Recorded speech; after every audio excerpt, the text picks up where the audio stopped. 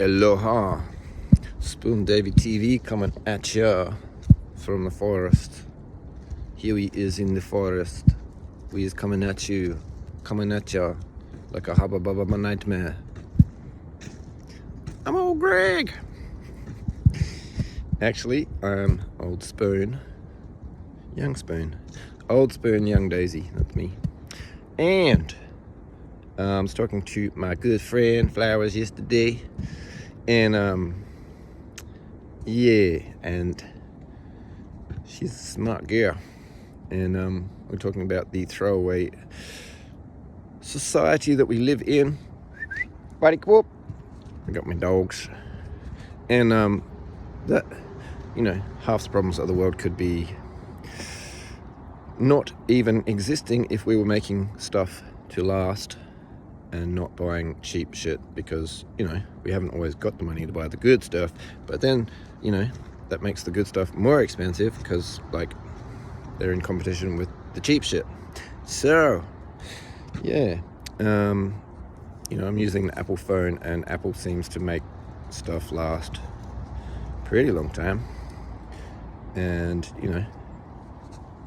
come on, and and that's the way it should be. If every manufacturer was responsible for the things they make, and right up until they were disposed of, then I think they would, they kind of still, they own the responsibility for it, and so they could just take full responsibility for it, and if it breaks, they fix it. So you just, I'd be happy to lease my phone. I don't need to own it. That'd be so cool if Apple still owned it, and just if something went wrong, if it's not my fault, if I break it, I pay for it. But if it just stops working, then they give me a new one, or fix the old one. And same with refrigerators, cars, everything. That would change the entire world as we know it. And yeah, so anyway, so that's, we all know about obsolescence. What is it? Designed obsolescence. So everything's made to break after a certain amount of time, which began with the light bulb. It was a light bulb moment. And so yeah, that's a big shift away from that. And we talk about the free market being free, but that doesn't mean there's no regulation on what is made and sold, because we do have some pretty strict regulations on the safety of things, the way it's made, the amount of pollution it makes, the way the workers are treated and paid, and right back to the primary resources that are extracted to make that iPhone at the other end of the production line. Those cobalt miners in Africa who seems like they're working as basically slaves. So slavery hasn't really ended, and it's our job to make sure that it does, because come on, buddy, come up. My dogs, buddy, come on. And yeah, so you're taking responsibility and accountability for every manufacturer, and that just makes it better for the manufacturers who are making quality things that last. These people, here we are at this beautiful campground, and at festivals, people just buy a tent and then just don't bother packing it up, just leave it there. So single-use tents are not the way to the future for the next generation of humans and every other animal on Earth. So single-use cars, that's dumb. That's just so dumb. Cars are a bit dumb anyway. They're a great invention. We can't live without them now, but they're taking up half our cities. So if we took cars away, we'd have twice as much space in the city to have living space, growing space, building space. So yeah, we can build our cities so much better. So yeah, I'm trying to keep this on the topic of that, and all the good things. Think of all the good things, you buy, and it used to be if you bought something from China, it was rubbish and it would break and wasn't very good, but whoa, now they're making the good stuff now. And yeah, and getting back to making our own stuff and having real jobs where we actually do stuff. Like, seems like a lot of jobs out there are created for the people who know that there's harder work to do, and so they just, I'll just take this job.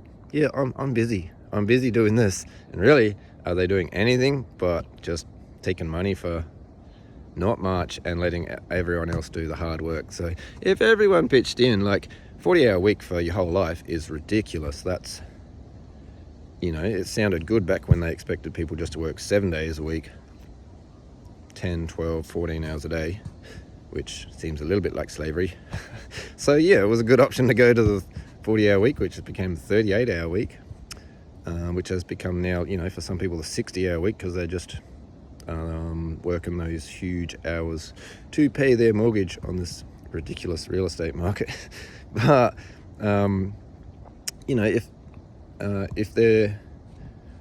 if we do implement the UBI, which has to happen, it's for the world to be a fair, equitable place where everyone can just contribute to the economy.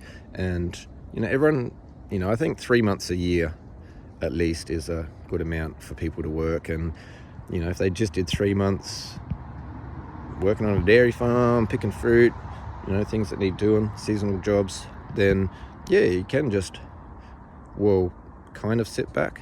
But also, people should always be improving their skills and training and learning and helping out and doing volunteer stuff, community stuff. So but it's not cheap to go to work. It costs, you need to spend money on your car, food, it's your time, it's so I think 3 months a year minimum is a good thing for full-time work, and that can be spread out over the whole year. So it's like, what's that out of, it's a quarter of the year, so a quarter of the week is 1 or 2 days a week minimum, and then you get your universal basic income. And obviously there's penalties for like antisocial behavior. Body. So it's it could be better, so that's what we're working towards. And everyone can start right now. Like, things like Temu are probably not selling the best quality product, and maybe they are.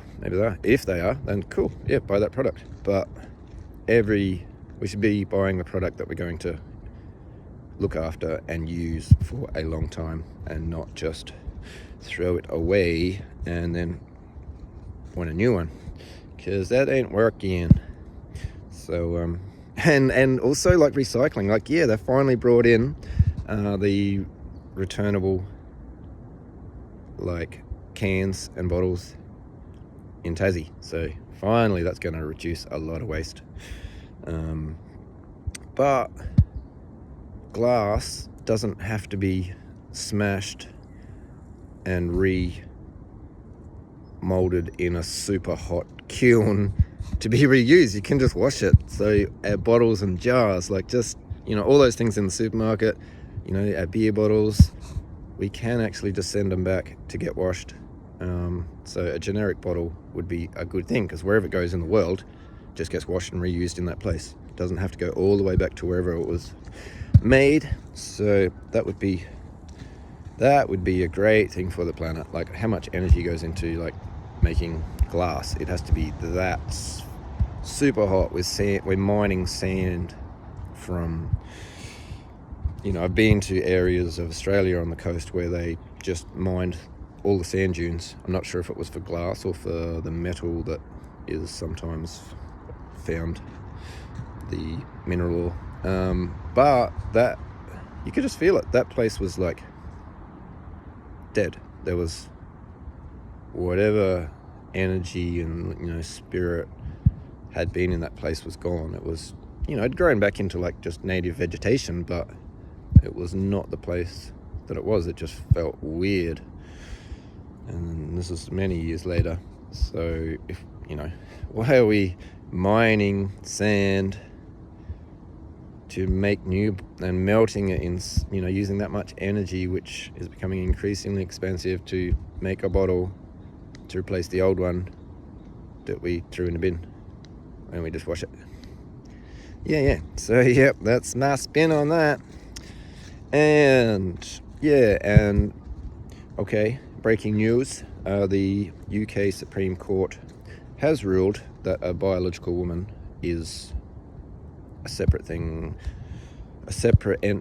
has a woman born biologically as a woman has women's rights, and that transgender rights are transgender rights, and that, so I mean, if transgender people weren't transgender, they wouldn't need transgender rights. So, a woman doesn't have transgender rights, a transgender person doesn't have women's rights, even though, I have a transgender friend who I love and respect, and she's a beautiful human being, and that's my, I don't need anyone to enforce a law that I respect her in her identity, which is obviously different. Not obvious. Actually, it's very not obvious. It's when I met her, I was, I almost had to ask. I was like, "Have you always been a woman?" And after a while, well, actually, I hadn't known her very long. And buddy, come up. Sorry, dog. Come up. He's running around. Anyway, we'll go find him. I hadn't known her very long, and a mutual friend, we were doing a political we're doing environmental action together, and one of our colleagues, one of our friends, was taking the lead role in what we'd been doing. Come up, buddy, come up. Here I am being an irresponsible dog owner, but he's a good dog. Come up. and said, and then referred to her as a female identifying person right in front of her, and it's like, that's saying she's a man. That's not accepting her as who she believes she is, and and who I accept her to be. And I saw it in her face. She was crushed. It was like really, really terribly painful. Buddy, come up. Anyway, interrupting this for my dog.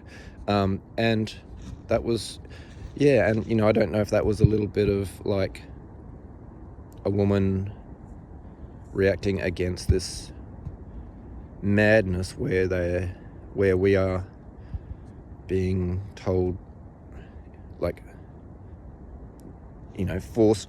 really, really forcefully told to expunge from our minds the knowledge that that person was not born as a woman, or that or a man. If a person born as a man, takes a female identity. So I can't remember which way I just said that, but anyway, the same thing.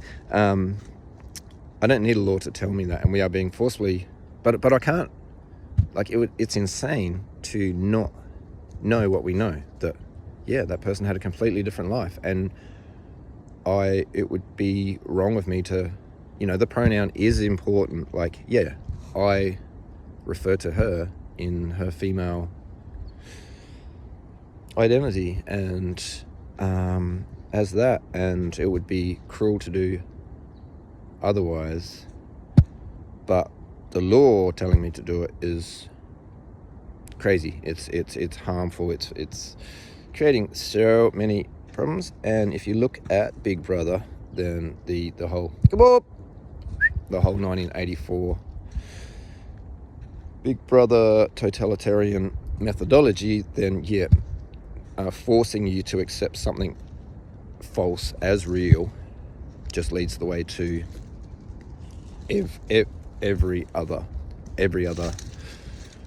harm, abuse of people from a position of authority. So that's what I see as being behind it, and People think they're doing the right thing, but we're living in an age of fake everything, and and that's not fake. That my friend is a woman now, for all intents and purposes, but I know that she wasn't always a woman, and it's unfair for other women to just be told, okay, this person has all the rights that you do, and we can't even refer to you as a woman because that's not fair on her. That's fucked up. That's just bullshit. So yes, maybe the tide is turning on this insane bullshit that is really messing with young people's heads so badly. And yeah, there's, the future of the world depends on creating peace between East and West, between China and the US, between Russia and France and Britain and Germany. The world depends on that because there is a Cold War, which is, it's psyops, it's psychological warfare happening from both sides. So, and China has no reason to love the West by any means. So it's up to us to address our own, the Western deep state is so deep that, so deep that we can just bury it. We can just be like, okay, you don't want to be here in the world, then we don't want you. So, we're going to make peace with China and just build a better world for everyone. And if you want to play games, you want to be competitive, be a badass, and do it on the sporting field, do it on the chessboard. Don't do it in my world, the world of my family, my friends. Yeah, you can stick your guns up your fucking ass, your nuclear fucking weapons, your hate, and your fucking religious fucking bullshit. If you can't love your neighbor, then move away somewhere else. So yeah, yep, it's peace and love, and and people have the right to defend themselves from that horrible shit that's happening. But we have to bury the hatchet. So let's declare peace on China from the West, and hopefully they'll declare peace on us. And holy shit, do we ever have enough difficult shit to deal with in this next, in this century. What is it, 2025? We've got 75 years before we get to 2300, and my God, have we got some shit to do. So, the people of China, the People's Republic of China, all the people there in all those different provinces, that's a lot of people, who we have to create we have to get back to growing food. And if the shit doesn't go down, then let's just give it a go. Like, yeah, it's, if you look at it like super realistically, it's not looking good, but it also is. Like, we're still here, we're still in this beautiful world. Look at it, it's amazing, it's so good, it's so good, it's so good, it's so good, it's beautiful. There's still like trees and rocks and plants and all this good stuff. And yes, I've been picking up rubbish for people. Like, yeah, people have lost that love for the world, but we have to bring it back, and and some sense of sanity is always important, and just not hating on each other. So I would love to see I'd love to see a Chinese cricket team win the World Cup, because things are very tense between India and Pakistan, between China and India. It's like, let's not let those people rule the world who are putting us at war with each other, because who gives a fuck where the border is? Like, people that live there could live right on the border. You're not half Chinese, half Indian. You're just you. So, and you need both places, both collectives of human cooperation to be good places to be. So yeah, if you step left, you're in a good place. You step right, you're still in a good place. And yeah, I don't know, I've been rambling on. And yeah, so the war machine has to be like, just, we're not ever gonna, maybe one day we'll dismantle it completely, but it'd be nice just to put it in mothballs and not need it. So it's there, and actually, I'm been talking about national service, and actually everyone having that knowledge and ability to defend ourselves if another nation falls under the control of a malevolent, violent regime such as Hamas. So I do pray for the people of Gaza that they will be free of that completely undemocratic, psychotic, evil, mental regime, mentally unstable regime. And there's not even going to be a Gaza left, so that's sad. And so many people have died needlessly because Egypt refused to open the border for refugees from Gaza, which I believe is completely against every rule of war such as we have made. And yeah, so we, it's the right and the left. The right hand watches the left and all that kind of thing. So yeah, we need to be strong, but meet in peace. And yeah, so anyway, peace out, everyone. Buy good things, make good things, say good things, practice good things, and yeah, much love to all of you of every different way, shape, and form that we exist. So let's share that love. Bye-bye.